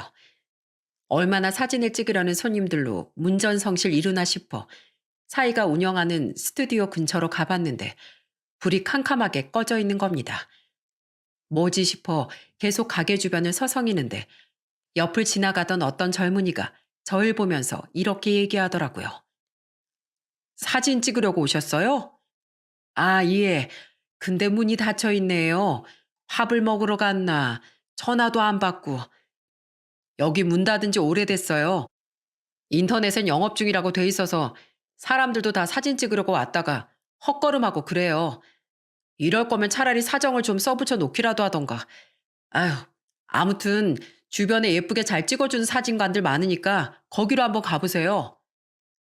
젊은이는 알 수 없는 말만 남기고서 멀리 사라졌습니다. 가게 앞에서 사위에게 전화를 걸었더니 전원이 꺼져 있다는 말만 들려왔고 딸에게 전화라고 문자를 해도 연락이 닿질 않더라고요. 대체 어디서 뭘 하는 건지 알 수가 없어 답답했습니다. 여기 없으면 집엔 있지 않겠어? 집에 한번 찾아가 보자. 걱정되는 마음에 저희 부부는 가게에서 차를 타고 딸의 집으로 향했습니다. 그런데 저희는 초인종을 누르고 깜짝 놀라지 않을 수 없었어요. 그 안에서 나온 사람은 생전 처음 보는 사람이었기 때문이었죠. 낯선 그 사람은 저희 부부에게 이렇게 얘기했습니다. 저 여기 이사 온 지 일주일 정도 됐어요. 남자분이 집 내놓으셨는데 급하게 뭐 이사를 간다고 하셨나? 그래서 싸게 내놓는다고 그렇게 말씀하시는 걸 들은 것 같아요. 미안해요. 난 아무것도 들은 게 없어서 실례했습니다. 문이 닫히는 그 순간 저는 다리에 힘이 풀려 그만 주저앉고 말았습니다. 그제서야 깨달았어요. 일이 잘못돼도 한참 잘못되고 있다는 것을요. 이 말도 안 되는 상황을 어떻게 받아들여야 하나 한참을 고민하며 집으로 돌아가려던 그 순간 딸에게서 전화가 왔습니다. 예진아, 너 지금 어디야? 네가 연락이 안 돼서 가게에 가도 문이 닫혀 있고 집에 찾아와 보니 진작에 이사 가고 없다고 하고 대체 어디 있는 거야? 엄마, 너 왜 울어? 무슨 일이야? 나 사거리 쪽에 있는 대학병원에 있어. 지금 와줄 수 있어? 대학병원? 거긴 왜? 너 다쳤어? 무슨 일인데? 기다리고 있을게, 엄마. 딸은 벼랑간 계속 눈물을 흘리며 대학병원으로 와달라고 부탁했고 저희는 바로 차를 몰고 병원으로 향했습니다. 딸이 문자로 알려준 병실 문을 열고 들어간 순간 저희는 너무 놀라 아무런 말도 할 수가 없었어요. 이혜진아, 이게 무슨... 엄마, 아빠... 그곳에는 잔뜩 헬스케진 모습의 딸이 침대에 힘없이 누워 있었어요. 그렇게 밝고 건강했던 딸이 왜 이곳에 누워 있는지 도무지 이해할 수 없었습니다. 그래서 저희는 천천히 다가가 딸의 손을 잡고 물었어요. 예진아, 아이고 이게 뭐야 대체. 네가 여기서 왜 이러고 있어? 엄마, 아빠, 난 너무 아파. 딸은 한참 동안 제 품에 안겨 울었습니다. 그리고 몸 상태가 어떤지, 왜 그동안 연락이 잘 되지 않았었는지에 대해 천천히 얘기하기 시작했어요. 몇 달 전부터 영 소화도 잘 안 되고 배도 많이 아프더라고. 최근 들어서 좀 심해져서 동네 병원 가서 검사를 받았는데 위암인 것 같다고 하는 거야. 큰 병원 가서 검사 받아보라고. 아니겠지 싶은 마음으로 정밀 검사 받았는데 위암 3기래. 그 소리 듣자마자 하늘이 노래지더라. 이렇게 몸이 아프면 당연히 부모님한테 먼저 알리는 게 맞는 건데 어떻게 자식이 부모한테 나 얼마 못 살아요 하고 말할 수 있겠어? 그래서 맨날 전화도 피하고 문자도 늦게 보고 그랬던 거야. 미안해. 엄마가 어릴 때부터 울지 말라고 그렇게 말했는데 그냥 눈물만 나와. 아이고, 이 미련한 거사. 진작에 엄마 아빠한테 연락을 했었어야지. 그럼 전부 다 내팽개치고 달려왔을 텐데. 아니다. 지금이라도 말했으니까 됐어. 그나저나 대체 스튜디오는 어떻게 된 거야? 집은 또 언제 이사를 간 거고? 김서방은 어디서 뭐 하는데 연락을 안 받는데니? 그 인간 얘기 꺼내지도 마, 엄마. 생각만 해도 역겨워 죽겠으니까. 뭐? 아, 무슨 소리야 그게? 좀 알아듣게 말해봐. 그 인간 스튜디오 확장하고 새로운 직원 구하고 난 뒤부터 완전 다른 사람이 돼버렸어. 집에 가면 나랑 얘기는 안 하고 휴대폰만 붙잡고 낄낄거리고 있고 출근하면 시종일관 새 직원이랑만 붙어서 시시덕대고 내가 다른 손님들 오해하시니까 그렇게 하지 말라고 해도 어린애랑 좀 가까이 지낸다고 질투라도 하는 거냐는 헛소리만 주구장창 늘어놓는 거 있지? 그래도 난 좋게 좋게 생각하려고 노력했어. 대표고 직원이니까 최대한 잘 지내려고 노력하는 거겠지 했거든. 근데 이해한 내가 바보 멍청이었어. 설마 바람이라도 핀 거야? 김서방이? 집에 오면 하루 종일 휴대폰만 들여다보고 있고 전화 오면 나가서 받고 한참을 안 들어오고 그때 딱 느꼈지. 이 인간 바람 피는구나. 그래서 어느 날엔 휴대폰을 몰래 들여다봤는데 그 기집애랑 아주 깨가 쏟아지게 문자를 주고받았더라고. 그걸 보는데 진짜 피가 거꾸로 솟는 기분이 들었어. 그런 씹어먹어도 시원찮을. 딸에게 그 소리를 듣는데 정말 몸이 부들부들 떨려서 주체를 할 수가 없었어요. 내 딸에게 그리고 우리 부부에게 그렇게 잘했던 사이가 그런 짓을 저지를 거라고 누가 상상이나 했겠어요? 그런데 더 화가 나는 건 이뿐만이 아니었습니다. 그래서 당장 엎어버리진 말고 날 한번 제대로 잡고 드잡이 해야겠다 마음먹은 그때 내가 암 진단을 받아버린 거야. 그 순간에 너무 무력해져서 아무것도 할 수가 없더라고. 몸은 이 모양 이 꼴이 돼 남편이란 놈은 여직원이랑 놀아나 힘이 빠져서 딱 눈 감아버리고 싶었어. 근데 나 그놈한테 암 걸렸단 얘기 안 했거든. 근데 거실에 있던 내 진단서 보고서 물어보더라. 너 어디 아프냐고. 그래서 솔직하게 말했지. 나 위암 3기라고. 내가 잘못하면 죽을 수도 있다니까 묘하게 표정이 밝아지는 거야. 그래서 나도 모르게 얼굴을 세게 한 대 쳐버렸어. 사람이 죽는다는데 표정이 밝아지네? 했더니 뭐라는지 알아? 뭐라고 하던데. 자기도 아픈 사람 병수발 해줄 만큼 한가한 사람 아니니까 깔끔하게 이혼하자고 하더라. 자긴 나이도 젊고 이젠 돈도 어느 정도 잘 벌고 있으니까 충분히 새 출발할 수 있다면서. 그래서 나 너 바람 피는 거 다 알고 있다고. 나 죽으면 그 여자애랑 새 살림 차리려고 그러는 거냐고. 막 악을 쓰고 누구 좋으라고 이혼을 해주냐. 죽어도 이혼해줄 일은 없을 거다 하니까 내가 이해가 안 간대. 왜 알면서도 이혼을 안 해주냐고. 아무렇지 않은 표정으로 말하는데 그 자리에서 그 입을 확 찢어버리고 싶었어. 그래서 그 뒤에 너 어떻게 했어? 내가 이혼 안 해준다고 하니까 그날 밤에 짐 싸서 그대로 나갔어. 그리고 얼마 안 있다가 짐 싸서 병원에 입원했는데 며칠 뒤에 친하게 지내던 이웃집 언니가 나한테 전화가 와선 이렇게 갑자기 이사 가는 게 어딨느냐고 그러는 거야. 알아봤더니 그 인간이 나랑 한마디 상의도 없이 그냥 집을 내놓은 거였어. 나중에 그놈한테 전화했는데 기집애가 받더라고. 전화 받아서 하는 말이 암 걸려서 얼마 못 산다고 들었는데 참 안 됐어요. 대표님은 제가 잘 데리고 살게요. 이러는 거 있지? 아프지만 않았음 전국 팔도를 싹 다 뒤져서라도 찾아냈을 거야. 몇 년 동안 그 인간의 가면에 속았다는 게 너무 화나고 분한데 지금 내 몸이 아프니까 뭘 할 수가 없었어. 인간 취급해주기도 싫은 그 인간들 잡으려고 힘쓰다가 죽어버리면 내 인생만 너무 아깝잖아. 허, 시댁에다가는 말씀드렸어? 아무 말도 안 하시든. 시댁? 당연히 말씀드렸지. 근데 엄마, 팔은 안으로 굽는다는 말이 맞더라. 분명히 그 인간이 잘못한 건데 그래도 아들이라고 아들 편을 들더라고. 당신 아들이 그렇게 된 것도 전부 내가 못해서 그런 거래. 게다가 얘 너 같으면 암 환자랑 살맛대고 살고 싶겠니? 우리 아들은 젊고 지금도 돈도 많은데 충분히 새 장가 가구도 남지. 우리 아들 호랍이 만들고 싶은 모양인데 재수없게 바짓가랑이 그만 붙잡고 놔줘라. 이렇게 말하는 거 있지? 나 예뻐했던 양반이 그렇게 말하니까 기가 차서 눈물도 안 나더라. 엄마, 난 있잖아. 절대 안 죽을 거야. 누구 좋으라고 죽어? 절대 못 죽지. 억울해서라도 나 살아야겠어. 그래, 우리 우선 항암 치료부터 하자. 항암 치료 열심히 받으면 뭔가 달라질 수도 있잖아. 뭐든 다 해보자. 그동안 딸이 혼자서 얼마나 가슴앓이를 했을까 생각하니 칼로 심장을 도려내는 듯한 기분이 들었습니다. 하지만 이런 상황일수록 더욱 독하게 마음을 먹어야 했어요. 우선 딸은 항암 치료를 시작했습니다.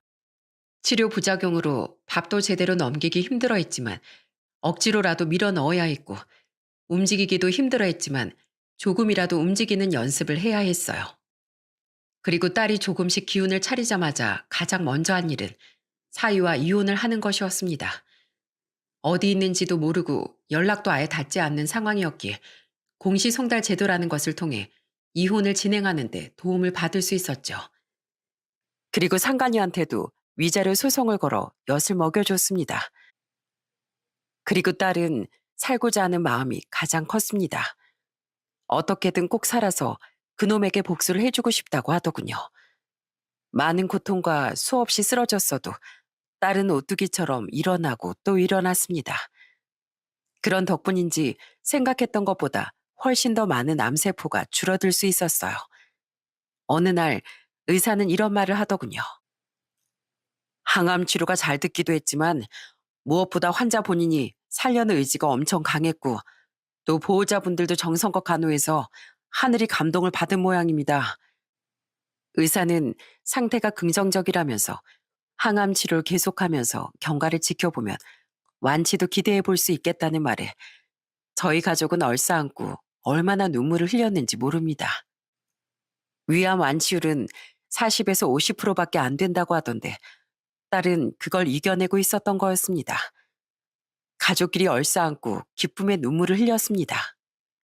뜻밖의 좋은 소식에 오랜만에 가족끼리 오붓하게 외식을 하러 간 날, 저는 식당 텔레비전에서 나오는 방송을 보고 순간 숨이 확 멎어버리는 것 같았습니다. 예능 프로그램 같은 것이었는데 거기 나오는 출연자 중 한 명이 바로 제 딸의 인생을 어지럽혀 놓은 사위놈이었던 겁니다. 예전과 달리 살이 많이 빠져 있었지만 저는 한눈에 알아볼 수 있었죠. 다행히 남편과 딸은 텔레비전을 등지고 있었기에 보지 못했지만은요. 황급히 휴대폰으로 검색을 해보니 사진 작가로선 예전보다 유명해져 있더라고요. 딸이 고통스러워하며 치료를 받고 있는 동안 이놈은 서서히 인지도를 쌓아 올리고 있던 거죠. 저는 방송을 보고 난 후 그놈이 대한민국에 있는 사진 작가들 중에 가장 성공하기를 속으로 간절히 바랬습니다. 딸은 열심히 항암 치료를 받고 건강 관리를 하는데 몰두했습니다. 그리고 5년이라는 시간이 흐른 뒤 비로소 완치 판정을 받게 됐죠. 딸이 완치 판정을 받던 날 저희 가족이 제일 먼저 계획한 건 그놈의 인생을 제대로 무너뜨리러 가자는 것이었어요. 전 사위는 유명한 연예인들이나 모델을 촬영하면서 아주 승승장구하고 있는 것 같았어요. 딱 제가 마음속으로 바라던 순간이 온 것이죠. 그놈 요즘 아주 잘 나가더라. 5년 동안 참아줬으면 우리 많이 참아준 거지? 당연하지 엄마 아빠. 친구 통해서 그놈 소식 들었는데 난 그 인간이 더 많은 사람들한테 유명해지길 바랬어. 사람들이 잘 알지도 못하는데 이놈이 어떤 놈인지 얘기해봤자 아무도 알아주는 사람이 없잖아. 제일 높은 곳에 있을 때 끌어내려야지. 그게 진정한 복수 아니겠어? 딸은 저와 똑같은 생각을 하고 있었어요. 전 사위는 인터넷을 좀 한다, 연예인을 좀 안다 하는 사람이라면 모르는 사람이 없을 정도로 많이 유명해져 있었어요. 여러 방송에 나와 스튜디오 위치를 밝힌 적이 있었기에 찾아가는 건 그렇게 어렵지 않았죠. 첫 번째 단계로 딸은 많이 활성화된 온라인 커뮤니티에 전 사위에 대한 폭로글을 올렸습니다. 그리고 두 번째로 딸과 저희 부부는 내 딸의 인생을 제대로 망친 스튜디오 대표 김태성의 인성을 고발합니다. 라는 피켓을 들고서 그놈의 스튜디오 앞으로 찾아갔어요. 그런데 그날따라 스튜디오 주변에 사람이 엄청나게 많이 몰려 있더라고요. 그래서 옆에 있던 분에게 조심스럽게 물어봤습니다. 혹시 오늘 뭐 하는 날인가요? 김태성 작가님 방송 촬영하는 날이에요. 스튜디오 앞에서 촬영하신다고 소문이 쫙 퍼져가지고 사람들 전부 그거 구경하고 있는 거예요. 알고 보니 그놈은 방송 촬영을 하고 있더군요. 방송국에서도 나와 있고 또 사람들도 많이 몰려 있어서 이건 기회다 싶은 마음에 몰려있는 인파를 헤집고 딸과 함께 맨 앞으로 갔고 시선은 자연스럽게 피켓을 들고 있는 저희 가족 쪽으로 쏠리게 됐습니다. 전 서인은 말을 하다 말고 저희 부부와 딸을 보더니 말을 멈추고서 얼굴이 하얗게 질리더라고요. 촬영팀들도 갑작스러운 표정 변화에 당황하며 서로 눈치만 살피기 바빴습니다. 죄송하지만 오늘 촬영은 여기까지만 해도 괜찮을까요? 갑자기 속이 너무 안 좋아져서 정말 죄송합니다. 전 사이놈은 촬영을 멈춘 채 스튜디오 안으로 도망치듯 들어갔고 사람들은 갑작스럽게 벌어진 일에 무슨 일이냐며 웅성거렸고 촬영팀도 피켓을 슬쩍 보더니 자기네들끼리 수군거리며 철수했습니다. 그리고 어수선한 분위기 속에서 딸은 이렇게 소리쳤어요. 저는 여기 스튜디오 대표 김태성 씨 전 와이프 되는 사람이에요. 제가 인터넷 커뮤니티에 글 올렸으니까 한 번씩만 봐주세요. 여기 저희 부모님이 메고 계신 피켓도 많이 찍어서 퍼뜨려 주시고요. 아주 동네방네 모르는 사람이 없게 소문 내주시면 더 좋고요. 딸의 말에 사람들은 제각각 휴대폰을 들여다보기 시작했고 곳곳에서 탄식이 쏟아져 나왔습니다. 간간히 전 사위를 욕하는 목소리도 들렸고 제가 목에 메고 있는 피켓을 찍어 가시는 분들도 많았어요. 이내 사람들은 스튜디오 주변에서 흩어졌고 저희는 스튜디오 안으로 들어가 문을 두드렸습니다. 전 사이놈은 그제서야 새하얗게 질린 얼굴을 내밀더라고요. 아니 이게 몇 년 만인가 김서방. 그동안 잘 지냈어? 방송도 타고 연예인들이랑 같이 일도 하고 말이야. 아주 팔자가 쫙 폈네. 예전에 알던 김서방이 아니구만 그래. 이거 명예훼손인 거 잘 알고 계시죠? 제가 변호사 써서 허위사실 유포의 명예훼손에 이것저것 죄 추가해서 넣으면 물어내는 벌금만 몇천일 테고 까딱하다간 징역살이까지 하실 수 있어요. 말씀하신 대로 저 예전에 김태성이 아닙니다. 감당 가능하셔서 이러시는 거죠? 그까지 벌금 까짓거 뭐 내면 되지. 내가 뭐 돈이 없는 사람도 아니고 당연히 남의 영업장 찾아와서 이 난리를 치는데 그 정도 각오는 하고 왔지. 그리고 아는 변호사들은 나도 많어. 내 전화 한 통이면 자네 알아서 땅바닥에다 묻어줄 사람들 천지로 널렸다고. 난 내 딸 위해서라면 뭐든 하는 사람이야. 어디 한번 진흙탕 싸움이라는 게 뭔지 제대로 한번 보여줘? 눈을 부릅뜨면서 말하니 진짜로 제가 그렇게 할 것만 같았는지 전 사위는 저희 가족 앞에 무릎을 꿇고 애걸복걸 빌기 시작했습니다. 방금 전과의 태도와는 완전히 다르게 말이죠.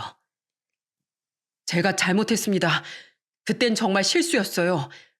그러지 말았어야 했는데 저 법정 대응이고 뭐고 아무것도 안 할 테니까 제발 그냥 돌아가 주세요. 예? 이렇게 빌겠습니다. 저 정말 힘들게 여기까지 왔어요. 화 풀리실 때까지 때려도 좋고 욕하셔도 되니까 인터넷에 올리지만 말아주세요. 제발.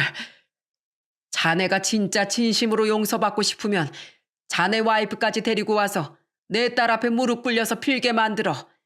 그럼 용서해 줄지 말지 내 생각 한번 해볼 테니까. 제가 이렇게 얘기하자 전 사위는 냅다 자리에서 일어나 위층으로 올라가더니 자기 마누라 손을 잡고선 저희 앞에 강제로 무릎을 꿇게끔 만들었습니다.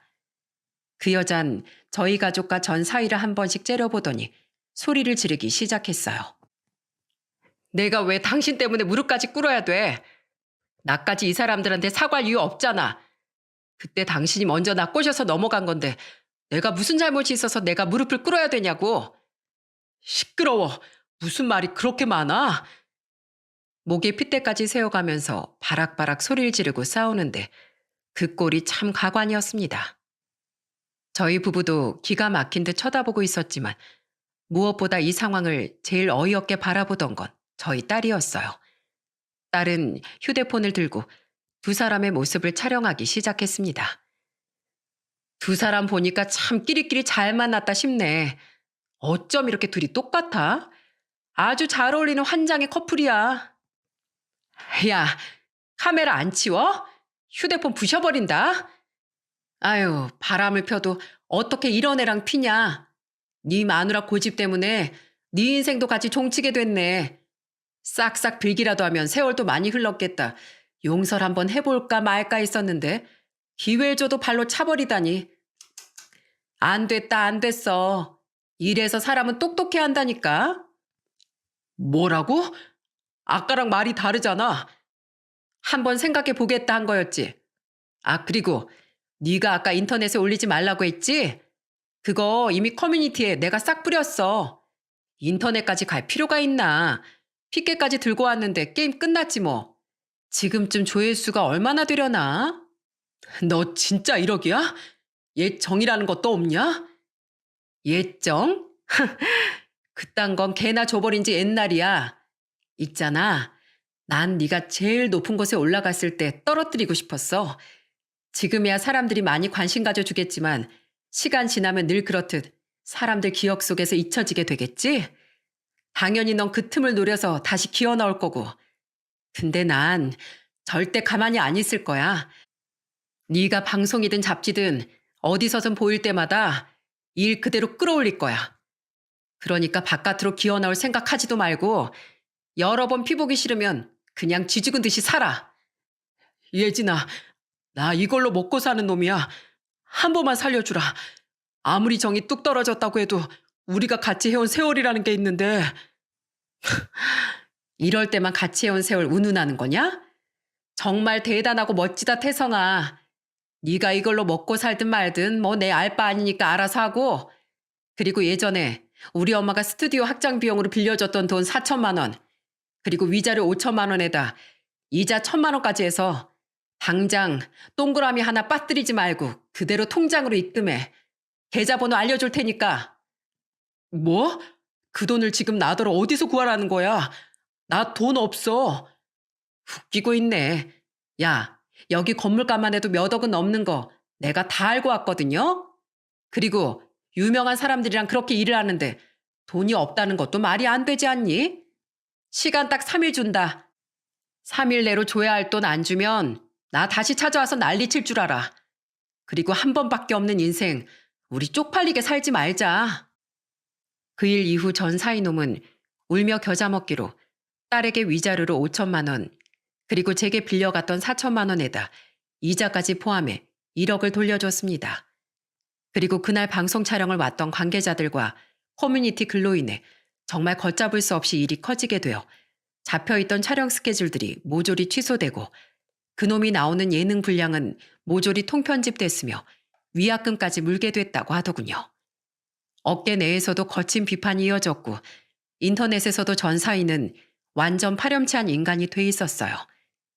이 일이 있고 얼마 안 지나 전 사부인, 아니 그놈의 엄마가 자기 아들 좀 제발 도와달라고 예진이가 꼭 필요하다고 문자를 남겼더라고요. 낯짝이 얼마나 두꺼우면 이런 문자를 남기나 싶었습니다. 그래서 어떻게 했느냐고요? 바로 차단을 해버렸죠. 얼마 뒤 스튜디오가 있는 자리를 지나가니 임대 표시가 걸려 있었어요. 그리고 최근 이혼했다는 소식을 들었는데 자그마한 측은지심도 들지 않고 사이다를 들이마신 것 마냥 속이 시원해지는 걸 느꼈답니다. 결국 악성 여론을 이기지 못하고 스스로 무너지는 꼴이 되고야 말았던 거죠. 정말 전 사위에 대해 여기에서 실명으로 밝히고도 싶지만 명예훼손의 여지가 있고 더 이상 분쟁을 원하지 않기에 전 그놈의 이름은 가명으로 부를 수밖에 없는 이 현실이 안타깝네요. 남편은 퇴직을 하고 제 원룸 건물을 관리하면서 지내고 있고 딸은 몇 년 뒤 전 사위 농가는 비교도 되지 않을 정도로 멋지고 듬직한 사람을 만나 재혼을 하게 됐어요. 지금은 저희 부부에게 예쁜 손주까지 떡하니 안겨주고 잘 살아가고 있답니다. 여러분, 세상을 살면서 가장 큰 어려운 일은 첫째는 명성을 얻는 것, 둘째는 사는 동안 명성을 유지하는 것, 그리고 마지막으로 죽은 뒤에도 명성을 보유하는 것이라는 명언이 있습니다. 유명해지기 전엔 그저 순둥하고 착한 줄만 알았던 전 사이놈이 명성을 얻고 난 뒤에 본색을 드러낼 거라고 누가 알았을까요? 개구리 올챙이적 생각을 못한다는 말이 있는 것처럼 본인이 가장 보잘것 없었을 때 옆에 있어준 사람들을 버리고 돈과 명예 그리고 본능만 쫓아간다면 나중에라도 큰 코 다칠 일이 일어날 수 있다라는 걸 말씀드리고 싶어 사연을 보내게 됐습니다. 지금까지 제 사연 들어주신 많은 분들 감사합니다. 모두 행복하시길 진심으로 바랍니다.